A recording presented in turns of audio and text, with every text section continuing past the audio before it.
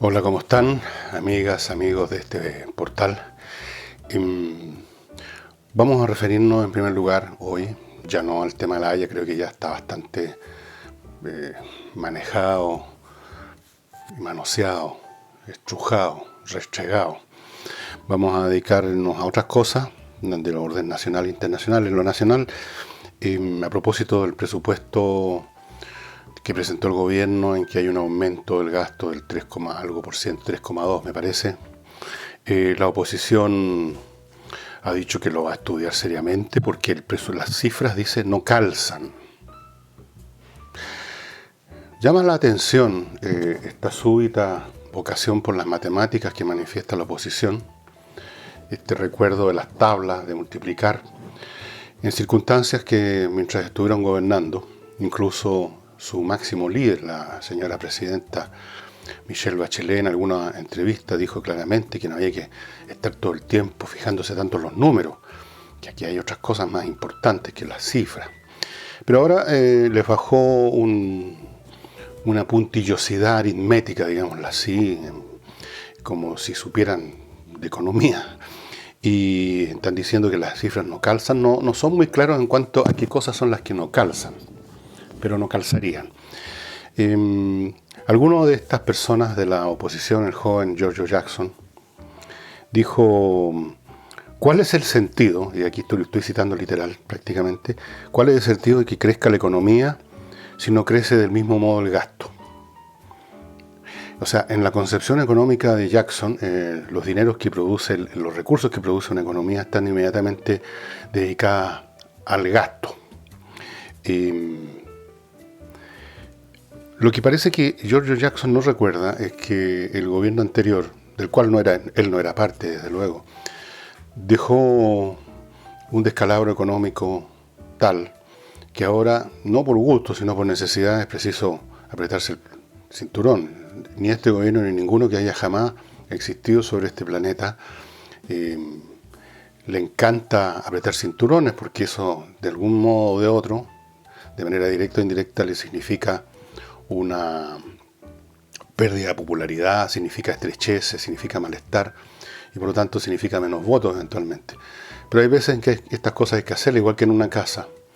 Si en una casa ha habido un periodo en que se ha gastado más de lo que entra y se ha incurrido en deuda, en la fase siguiente es preciso apretarse el cinturón. Y a veces esas apretadas de cinturón son con el malestar de gran parte de la familia. El que toma la decisión se convierte en el malo de la familia, pero hay que hacerlo. Da un poco de risa oírlos manejando cifras que ellos jamás usaron. Quiero recordarles a ustedes, las visitas, que el gobierno de Bachelet, como todos los gobiernos progres, tienen una sola noción de la economía. Por un lado, gastar o malgastar, repartiendo paquetes de tallarines, repartiendo miles, en este caso en Chile fueron una cantidad increíble de pitutos. Y la otra parte de la política económica de ellos es apretarle el cogote a los ricos, a la derecha. No hay ningún régimen que yo haya conocido en el pasado o del presente que no siga las mismas políticas. Culpar de todos los males a los ricos, cualquier persona que no le va mala, tratar de sacarles lo más posible, o sea, estirarle el cogote a la gallina y los huevos de oro, que son los sectores productivos finalmente, y repartir lo más que se pueda porque ahí está su clientela electoral. A eso se reduce siempre la política económica y por lo tanto el resultado también es siempre el mismo: el estancamiento, la ruina, el desastre. El caso más puro y claro ahora es el de Venezuela.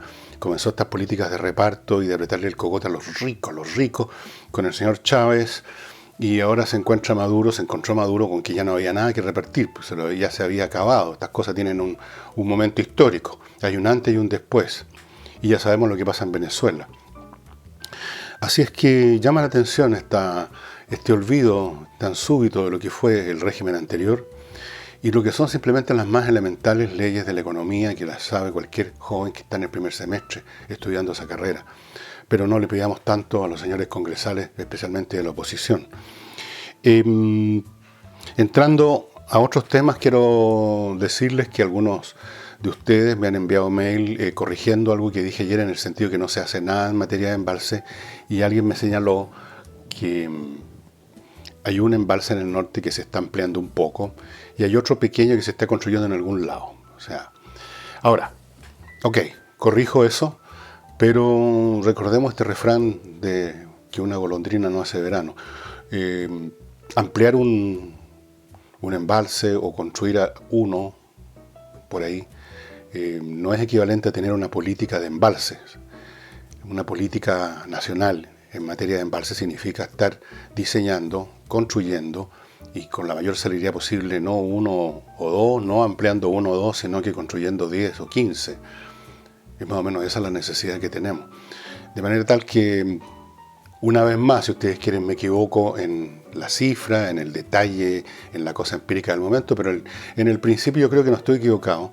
Y de hecho me llegó también un mail de una agrónoma que conoce muy bien el campo y me dijo que efectivamente aquí tenemos un severo problema de tratamiento de agua, en el sentido aquí de guardarla, de impedir que se vaya así como así al mar, y que estamos con un déficit, alguien me mencionaba, más o menos de medio siglo en esta materia.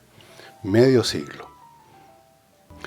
Estas cosas, estos embalses se planearon, se construyeron, así como todo el sistema, o gran parte del sistema eléctrico nacional, se construyó en una época en que en este país existía un Estado previsor, o bastante más previsor que el actual, que hacía cosas de necesidad pública y que han repercutido y repercuten hasta el día de hoy. Si no se hubieran hecho en ese momento, hoy día no estaríamos realmente en pelota en esta materia.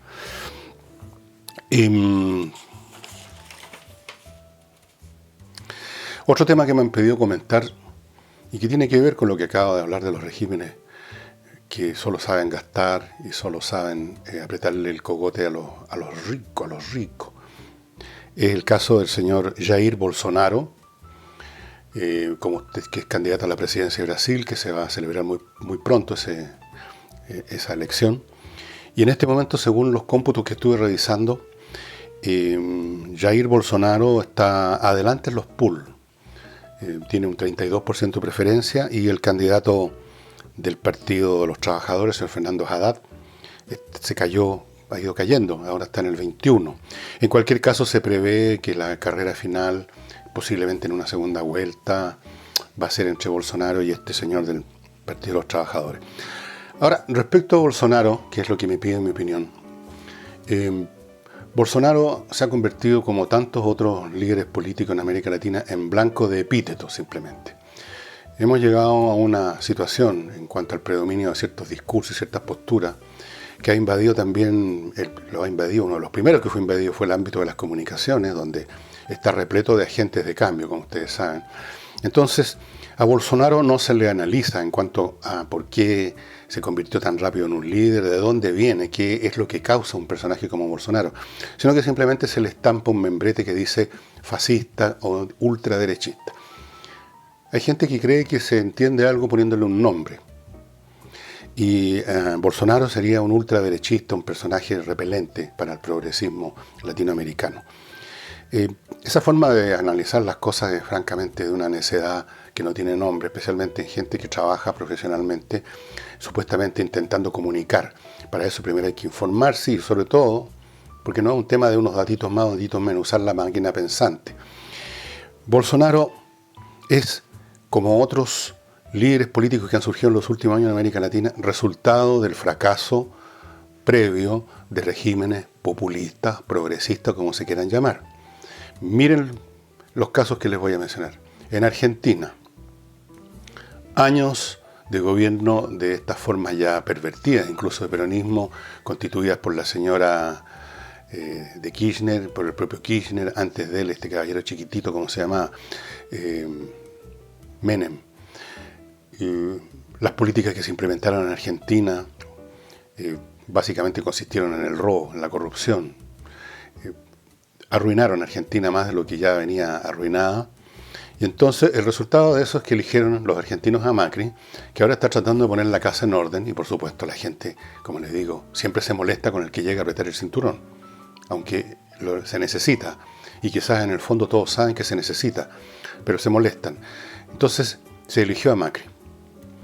En Chile no se llegó a los extremos de corrupción en que se llegó a Brasil con el Partido de los Trabajadores, pero se llegó a extremos de incompetencia. Y la gente temió que si esto continuaba en un nuevo gobierno, la nueva mayoría, simplemente el país se iba a venezolanizar completamente. Y como lo he dicho mil veces y lo repito, por miedo, mucha gente votó por Piñera, otros votaron porque son de derecha, llamémoslo así, pero muchos votaron por miedo. Y entonces eligen a este señor, que ¿qué es lo que está haciendo? Un presupuesto austero. Y tenemos el caso de Brasil, donde el Partido de los Trabajadores, con el señor Lula, protagonizó un verdadero catálogo de incompetencia, de corrupción y de robo, al punto que este señor Lula fue condenado por actos de corrupción. Y se han tratado de implementar y se están implementando en Brasil políticas distintas que tienden a corregir los desastres. En Perú pasó también lo mismo, solo que el presidente que eligieron para reparar los daños de los anteriores resultó que tuvieron que sacarlo porque también estaba metido en asuntos muy irregulares. Pero el punto central es que también en Perú hubo una reacción de la ciudadanía contra las políticas populistas o llamadas progresistas a veces. Ese es el fondo del cual viene el señor Bolsonaro. Bolsonaro yo no sé si es tan fascista como lo pintan o ultraderechista, aunque todo depende de qué punto de vista se mire. Desde el punto de vista de la extrema izquierda, cualquier persona que esté situada más hacia la derecha, que esté menos hacia la izquierda, es un reaccionario y un fascista. Así como al revés, para quien quiera que esté ubicado en la extrema derecha, cualquier persona que esté más a la izquierda de esa posición es un comunista. Entonces, no entendemos a Bolsonaro si simplemente le ponemos ese membrete que es un ultrarreaccionario, etc. Él es un resultado de una década o dos en América Latina de políticas populistas, con cualquier nombre que tengan, que no funcionaron. Y que nunca van a funcionar, no pueden funcionar. Los conceptos económicos del progresismo, como les digo, se basan en dos principios ruinosos. Uno, la repartija de paquetes de tallarines para mantener una clientela electoral, que es lo que hicieron en Venezuela, que es lo que hizo en Brasil el señor Lula, que es lo que hizo en Chile Michelle Bachelet. Vamos repartiendo, vamos dando pega por todos lados. Y el otro concepto que también lo vimos en Chile en vivo y en directo es el hacer tributar más a los ricos. Con la idea de que si uno le aprieta más el cogote a la gallina va a seguir poniendo huevos igual. No se les ocurre de que el capital, y aquí no es necesario catalogarlo de que es bueno o malo desde el punto de vista moral, eso es una estupidez, de que el capital simplemente busca los lugares donde va a obtener mejores condiciones para obtener una renta. Y uno tiene que trabajar y generar políticas económicas partiendo de ese principio. En una economía, en una sociedad donde se empieza a apretar el cogote, se empieza a despreciar a los explotadores, a los abusadores, y se empieza a pintar a los empresarios como unos personajes despreciables, y se amenaza o en la práctica se les lleva a hacerlos tributar más y más y más, lo que ocurre es que esa gente simplemente deja de invertir, algunos se van de frentón para otros lados, y el resultado neto para el país es que en vez de crecer, como Chile estuvo creciendo por años, con políticas económicas de frentón capitalista, ese país que estaba creciendo y por lo tanto, cualquiera que sea el motivo de los capitalistas, estaba generando riqueza que estaba siendo disfrutada por más y más gente. Por supuesto que quedaba mucha gente que todavía no entraba al circo, pero estaba entrando más y más gente. Esa consecuencia de una política económica basada en dejar que los que produzcan, en dejar que los inversionistas inviertan y que ganen la plata que quieren ganar, y mientras tanto están creando puestos de trabajo, están generando impuestos, etcétera, etcétera, etcétera. Bueno, todo eso se acaba si llega alguien con la idea de que la plata va a seguir existiendo igual y mejor, porque además el Estado va a obtener más recursos para repartirle a sus clientelas. Eso es un concepto completamente absurdo. Y el pueblo latinoamericano, los está rechazando en todas partes. Y de ahí emergen los Bolsonaro, de ahí emerge el gobierno de Macri, de ahí emerge el gobierno de Sebastián Piñera, y ahí emergen todos los gobiernos que tienen políticas distintas, porque a pesar de que a la gente le gusta en primera instancia que llegue un mesías a regalarle paquetes de tallarines, cuando empiezan a escasear los paquetes de tallarines, cuando empiezan a terminar las vacas gordas, los tiempos de las vacas gordas, la gente se asusta, y aunque solo sea por ese instinto de supervivencia bastante pequeño, si ustedes quieren, en su alcance, por esa razón mezquina de que mañana no van a haber tallarines, parece, así que cambiemos a estos fulanos. Aunque sea por esa razón, esos gobiernos han estado siendo derrotados políticamente. Y de ahí viene Bolsonaro. ¿Va a ganar? ¿Va a perder? No tengo la más mínima idea. Yo creo que es bastante probable que gane. Pero también podría perder porque están más o menos parejos con el señor Fernando Haddad. Pero ya veremos. El hecho solo que exista Bolsonaro y que tenga tantas posibilidades de llegar a ser presidente de Brasil señala la fuerza con que ha reaccionado el pueblo brasileño. Por supuesto que en Brasil, como en Chile, como en todas partes, hay un bolsón porfiado, duro, un grupo duro de gente que sigue avivando a estos viejos líderes al cual el resto de la población les pateó el trasero. Porque son, por razones a veces ideológicas, ven, pase lo que pase, ellos siguen creyendo en no sé en qué, pero siguen creyendo, o porque su vida dependía en forma absoluta de esos paquetes de tallarines y sin ellos simplemente no tienen a dónde ir. Entonces hay un núcleo duro que todavía sigue avivando a los Lula, que sigue avivando a los demás gobernantes que corresponden a esa tendencia. Y pasando ahora a otro tema, porque quiero contarles más cosas y que sean, espero, entretenidas para ustedes. Hay una serie de situaciones en nuestro planeta que son bastante misteriosas. Cuando uno creía que ya estaba todo dicho y sabido y aprendido acerca de nuestro planeta, de su posición en el sistema solar, de su constitución interna, externa, etc., resulta que nos estamos encontrando todos los días con nuevas sorpresas. Y una de ellas apareció recién en una revista científica norteamericana que se llama, por aquí la tengo,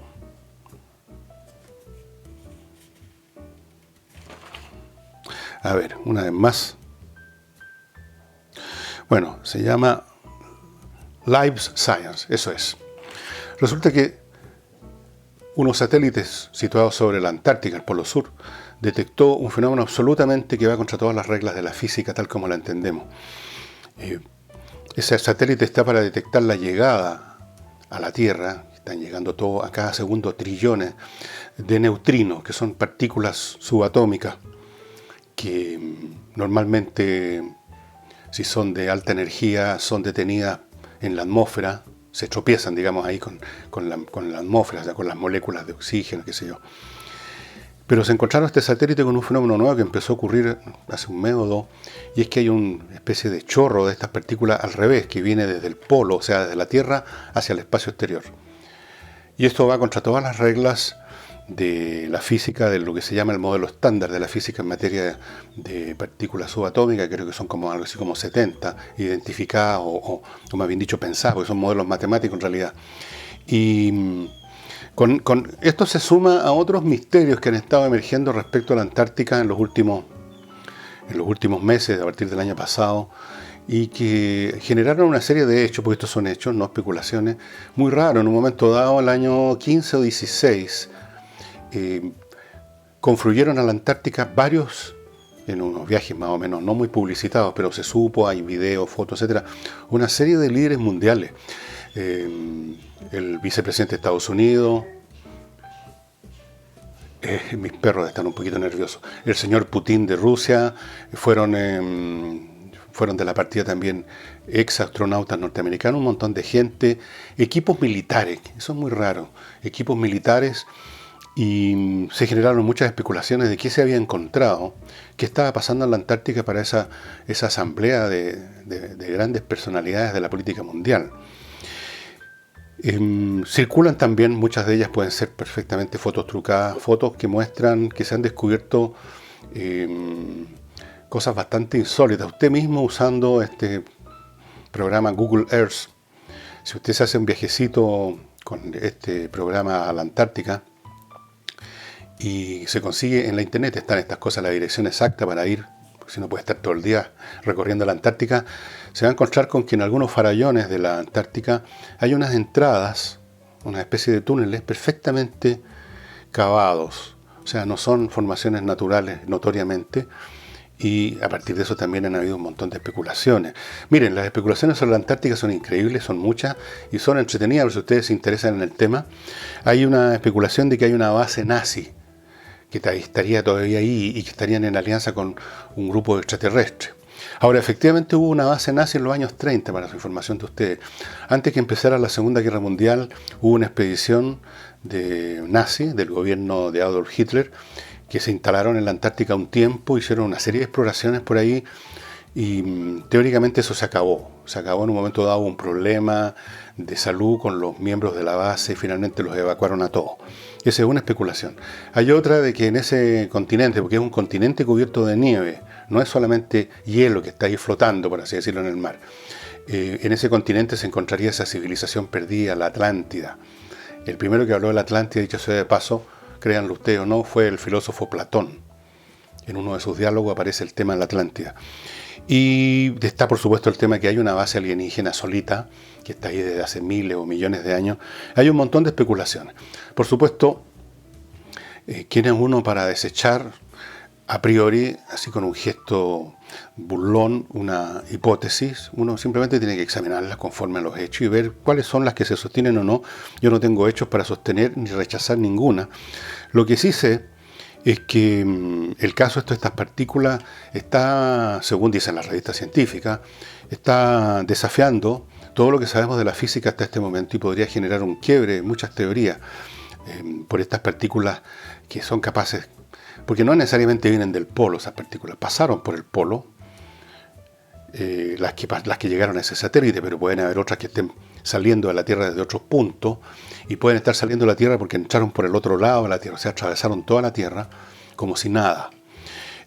Estaremos viendo qué es lo que los científicos descubren o deducen o especulan sobre esta materia. Lo vamos a ir viendo, voy a seguir siguiendo esta noticia, porque me parece interesante. Es otra muestra más de que nuestro planeta no es esta cosa ya archiconocida que todos creemos, que hay todavía misterios. Así como de vez en cuando se encuentran todavía tribus desconocidas en Amazonas, nos estamos encontrando con fenómenos físicos o experiencias insólitas que echan abajo, si es que son sustantivas, muchas cosas que sabemos, incluso de nuestra historia como raza.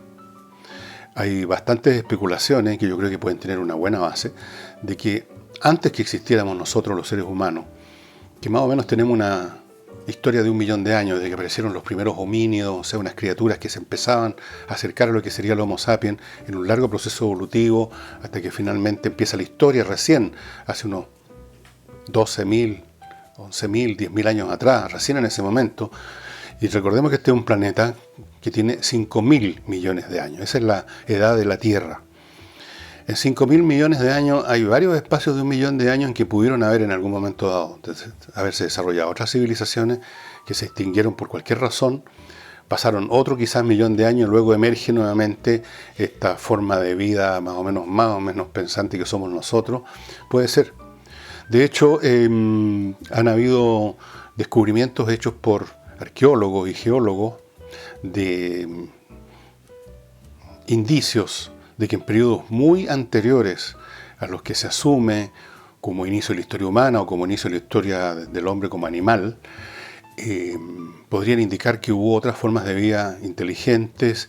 Hay sobre esto, además, por supuesto, siempre sobre estos temas una enorme cantidad de especulaciones que lo cubren todo y que hacen parecer que todo es especulación, cuando en realidad perfectamente puede haber un nudo de verdad cubierta de especulación. Hay que hacer el esfuerzo de despejar lo especulativo e ir al núcleo. Les quería hablar también, pero me queda bien poco tiempo, sobre lo que está pasando en las relaciones entre China y Estados Unidos. Como ustedes saben, China es una nación muy poderosa que está desarrollando rápidamente ciertas ambiciones de, no sé si de dominio, pero de gran influencia mundial. Y una de las acciones fue literalmente tomarse el mar de la China o pretender tomárselo en su integridad casi. Para eso fabricaron literalmente varias islas en medio del mar de la China que las militarizaron. Hay equipos de rastreo, de radar, barcos de guerra que llegan y salen de ahí, pistas de aterrizaje para aviones de combate, etcétera. Y las naciones occidentales, principalmente Estados Unidos, quieren insistir de que no hay ninguna base para que China se crea con derecho a convertir un mar que era un espacio internacional en un espacio nacional chino. Y para demostrar eso hacen lo que se llaman ejercicios de libre navegación. Cada cierto tiempo, 1 o 2 barcos de guerra norteamericanos, también lo han hecho los ingleses y creo que también los franceses, se mueven por ahí pasando muy cerca de estas islas, es decir, teóricamente desde el punto de vista de los chinos, violando su soberanía territorial. Una soberanía que se inventaron ellos, por supuesto. Y esto en el último episodio generó una situación ya pero bastante seria. Iba un barco de guerra norteamericano haciendo ese ejercicio de libre navegación y el destructor chino se le acercó tanto que en algún momento pasó más o menos a unos 40 o 50 metros de distancia. Eso en términos navales no es nada.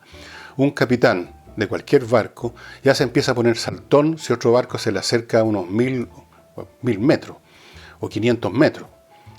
Por lo difícil que es maniobrar un barco, por un tema de masas, inercia, etcétera, no es llegar y pegar con el volante un giro. Y estos chinos pasaron a 40, 50 metros. Hay fotografías tomadas desde un avión norteamericano del episodio. Esto va a terminar algún día en algún incidente mayor si es que las cosas siguen así. Y bueno, vamos a estar pendientes de eso.